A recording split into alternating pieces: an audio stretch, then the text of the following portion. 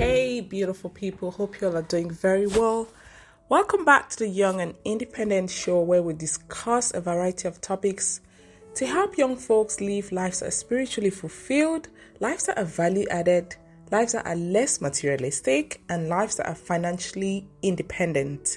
I'm your host, Seal, and this morning I want us to talk about women. Yeah, women. So this is a conversation that I had with my mom. I asked her that, why did you, by the way, I'll bring my mom on this podcast because there's certain things that I feel women should have gone past, but are still stuck in. And this morning I'm very excited because my first book ever has gone live on Amazon.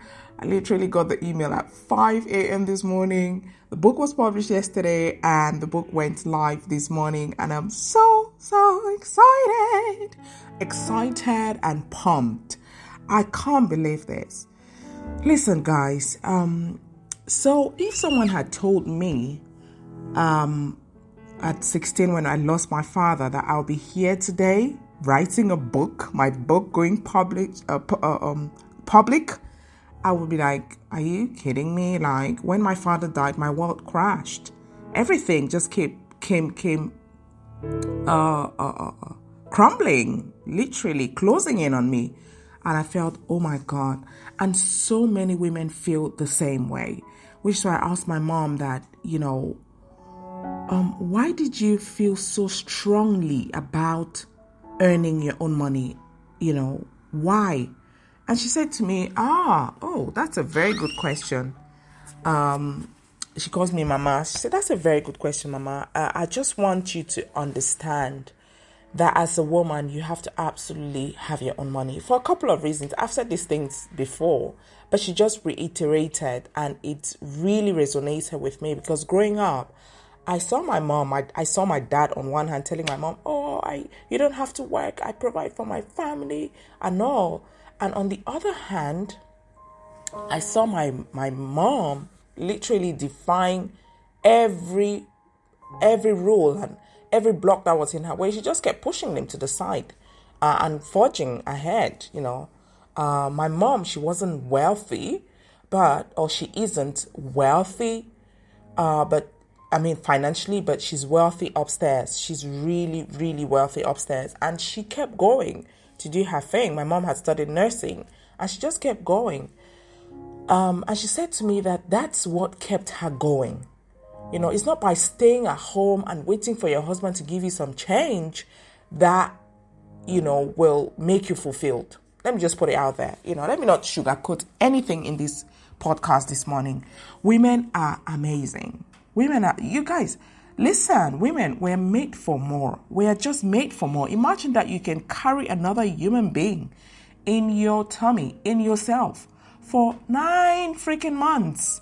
What on earth can you not do? You can literally populate the earth with little creatures who become big creatures and try to, they try to suppress you because James Brown said, it's a man's world. Yeah, it's a man's world. But hey, without women, there'll be no world. Let's get it straight and let's not get it twisted. Without women, there'll be no world. And so women have to come into consciousness and step into that power that they have. Women have to earn their own money.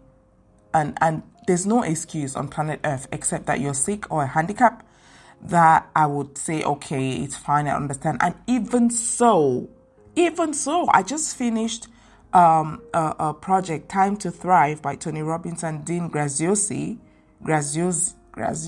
Sorry, his name is a bit difficult to say. And I saw so many amazing people. The one that really stuck with me was a guy called Antoine,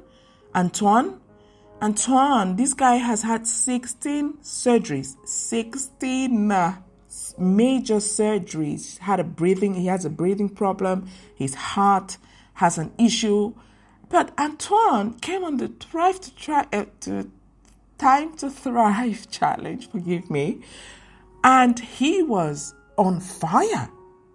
Literally, the guy, when we were asked to go live, I, who was here, strong and healthy, who never had, well, I've had just one surgery, one minor surgery, I didn't go on live because I was shy. But Antoine, he went with his respiratory tract equipment connected to him. The guy was like, yo, family, hope you are doing well.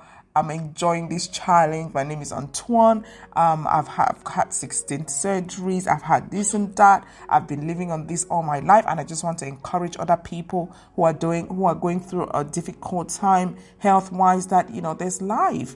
There's life to be lived as long as you breathe. Gosh, I was so convicted by Antoine's gratitude that I was like, oh my God, what's the excuse? What is the excuse to not thrive? Ladies, let me tell you something. For those of you who are in abusive relationships or who are in relationships where your man will not encourage you to step into your potential and to be of service to the world, let me tell you something.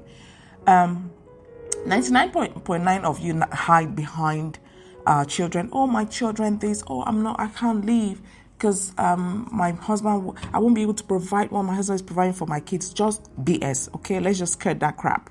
You know what? If you stay in an abusive relationship or in a relationship where you're not being cherished or in a relationship where you're not living your full potential, I guarantee you 101%, okay, that you will have a life of regrets, period. The second thing that I can guarantee you is that if you stay there and for some reason you become so depressed, like most women around the world, I said this in my book, who are killing themselves, if you get to that stage where you're so depressed because you're not doing what you were meant to do or what your creator put you here on earth to do, you will kill yourself. You will kill yourself. And your children, those very children that you're talking about, will miss you. They won't have you. Listen, guys, before 2020 COVID-19, I used to say that, these Oyibo people, they're exaggerating, they're spoiled. Depression is not real. I used to say those things like, these guys are exaggerating, like they've got everything. Listen, ladies, in 2020, I faced a terrible depression. Know why? Because I was locked in at home with the kids. I just stopped work, and I just felt lost. I felt lost. My kids were screaming. It was a crazy time. It was a crazy time. I felt lost, and I started looking at the window and saying, "Should I jump? Should I just jump and end this nonsense?"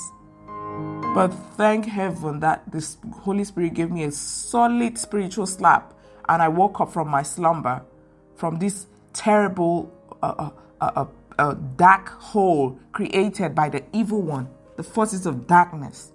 Yeah, that's what he is.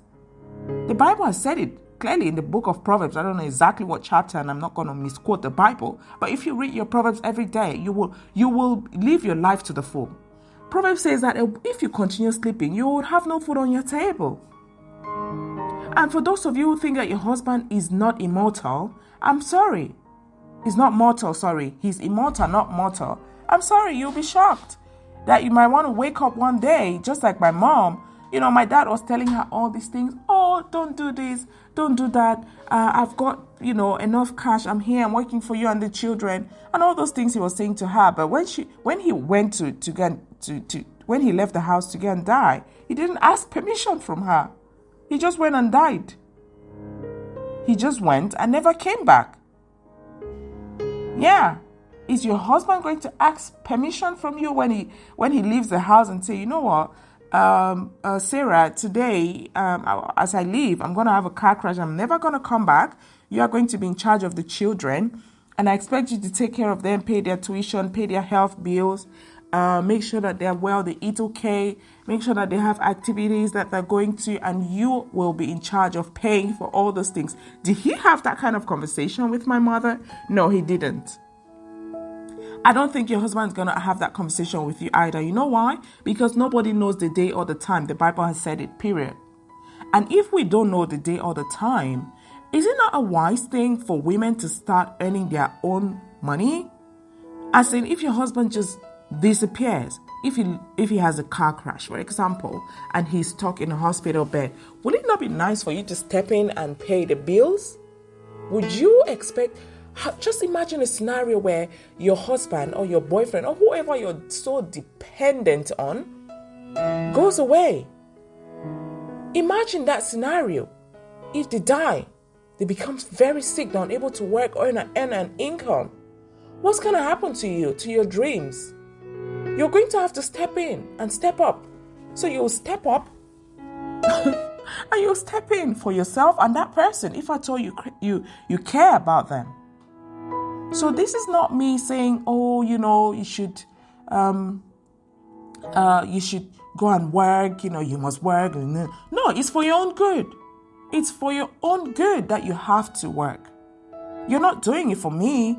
You're doing it for yourself and for the people that you care about. That's it. So don't sit on your ass and watch Netflix, YouTube, except that you're watching things that are adding value. Oh, by all means, I'm all for learning. But if you're not watching things that are adding value, you are wasting your executive time and you're killing your potential and you are doing a disservice to the world for the product or service that you could have created to bless someone else's life. Women have to earn their own cash. What if that man tells you that, you know what, I want a divorce? I found a very young, beautiful woman that I would love to bring into my life. If you don't want us to be all three of us, okay, bye-bye, see you around. What if he does that? What are you going to do? Kill yourself?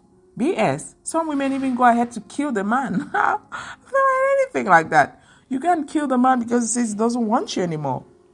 So 3 reasons why women really stick around in relationships that are not working for them is, first, financial. Women pretend. We can pretend for Africa. You're like, no, I'm not here for the money. You're there for the money, babe. Listen, you're there for the money.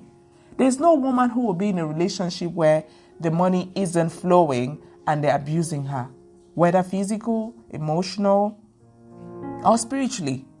No woman, nobody. Why would anyone want to inflict torture upon themselves with, for no gain? Why? You think about it. Let's quit the pretense. Now it's just you listening to this podcast right now. It's just you and me. I can't see you. Think about this. Look deep into your heart. Are you really there because of your children? Because that's the second thing. Oh, my children. Oh, my children, I can't leave my children. My children can't leave their father. Oh, we have to be one family. Oh, you have to be one family, one happy family, but except that you're not a happy family. I said it. Except that it's not a happy family. A happy family is where everyone is fulfilled. Have you ever heard the word live and let live? Yeah. Live and let live. If you're happy, then your husband is living his life, you're living yours. Are you really living yours? Are you sure you don't want to have that business? Are you sure you don't want to go out and get that job that you've always wanted to do? Are you sure? If you're sure, then you're just lazy. And if you're lazy, let me tell you something. There will come a time in your life when you will be sorry that you never took action. You will be so sorry that you never took action. What are you doing with your life? What are you doing? Woman, sit up. We live in a day and age where it is super easy for you to be able to earn your own income. It is super easy for you to be able to support, step in, create a product, support your partner, support your husband. Yeah, there's no more excuses. What can anyone say? What can you say? What?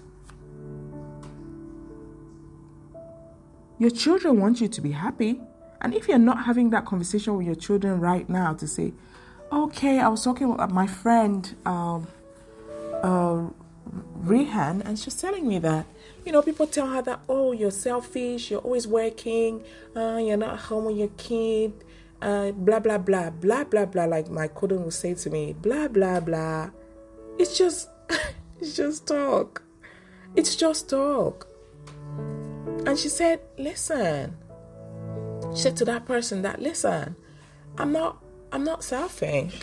My child is going to grow up. And do you really think I want to be in a position where, and this is what a lot of people do, emotional blackmail? Because right now you're sat at home doing absolutely nothing, just being lazy and saying, oh, I have to cook for my husband. Do you cook for 24 hours? Who cooks for 24 hours?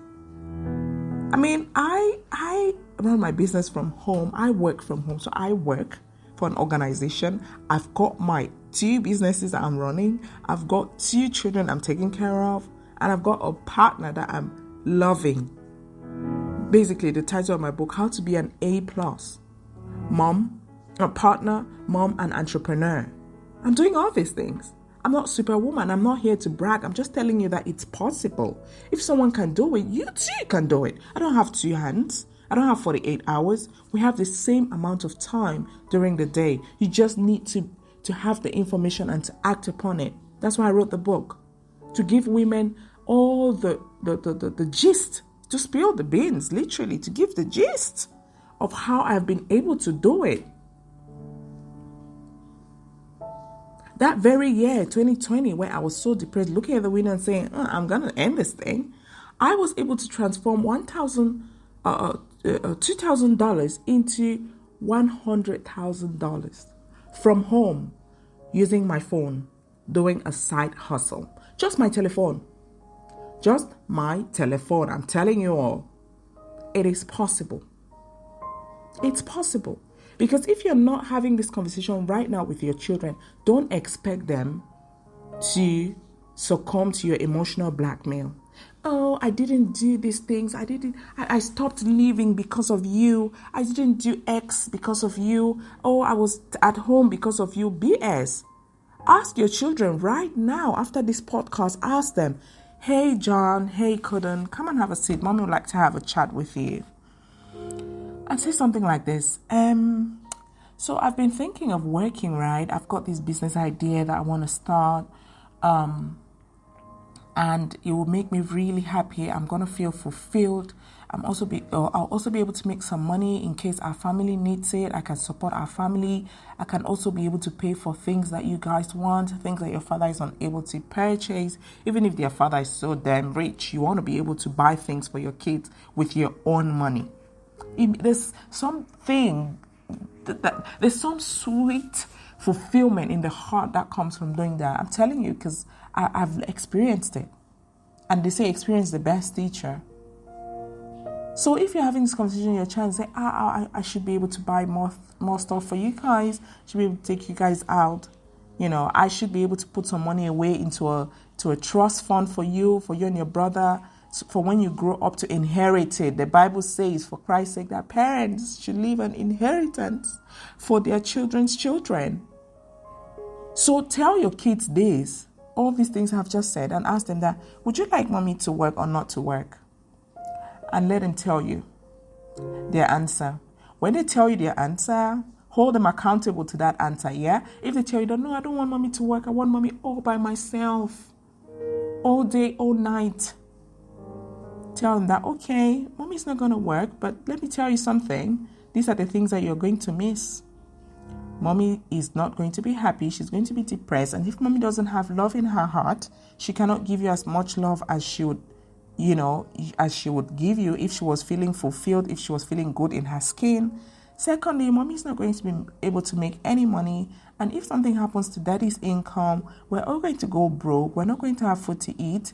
Thirdly, if mommy doesn't work, there's going to be no money set aside for you that you could inherit, that fund that you could inherit and buy your first home, to buy your first car, to start a business, to take our family away from generational poverty. Mommy's not going to be able to do that.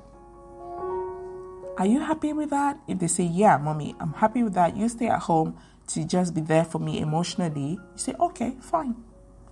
I'll hold you accountable for this. But if your children, I don't know any child who is already of sound mind and already at the point where they can reason, they know good from bad, who will say no, don't do it? I don't know any child. If you care, try it today. Because stop hiding behind your children. You are lazy. It's just laziness. Try it today and tell me if I was wrong. If I was wrong, I'll apologize until tomorrow. I will apologize until tomorrow. But when I had this conversation with my boys, in fact, I've always had this work ethic to the point where when my kids were born, they were just born into it. My kids were born into it. Like I said, I lost my father at 16, started working. As early as that age, I started thinking outside the box. So my kids were born into it. At 20, when I had my son, I was working. 2 jobs. And he was born into it. But if you've always been that kind of person who has always been dependent and people have always done things for you, ask this question to your children. Ask them. And leave a comment in the comment section. I want to hear what your kids had to say about this conversation. And please, get a copy of that book, How to Be an A+ Mom, a Partner, Mom and Entrepreneur, and start living your best life. Okay? Thank you so much for listening. Until next time, do take care. Bye.